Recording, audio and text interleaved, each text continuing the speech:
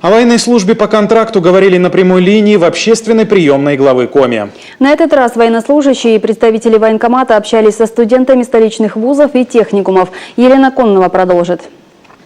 Привлекательные социальные гарантии, достойная зарплата и военная ипотека. Вот лишь некоторые плюсы для тех, кто выбрал службу по контракту. Сами военные признаются. После предыдущей прямой линии, которая состоялась в начале августа, интерес к службе возрос.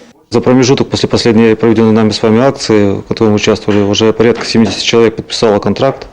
Преимущество на Северный флот, потому что у нас юноши желают, да и девушки желают как бы больше оставаться на севере, чем ездить в другие регионы. По словам представителей военкомата, почти все желающие хотят попасть в элиту, ВДВ или морскую пехоту. Инициатива отрадная, но отбор ведь и роды войск весьма серьезный. Впрочем, наших земляков подобные трудности, похоже, не пугают. Если только сегодня на один день, за сегодняшний день работы, за полдня 7 человек изъявили желание, то есть мы записали контактную информацию по людям, соответственно, свяжемся через центр комплектования здешний.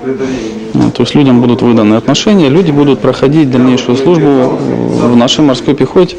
Впрочем, приглашенные на встречу студенты слушали информацию с осторожностью и задавать вопросы военным не торопились. Как признались некоторые из них позже, условия, конечно, заманчивые, но лучше отслужить год срочной службы вместо как минимум 3 лет по контракту. Все-таки военный – это призвание. В будущем, в плане работы, даже если просто пройти армию, же всегда приветствуется.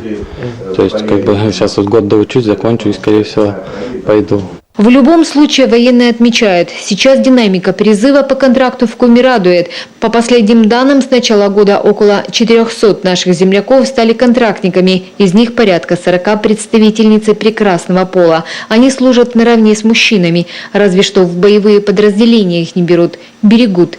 Елена Кононова, Егор Ильченко, Константин Стратенко, телеканал Юрган, Сыктывкар.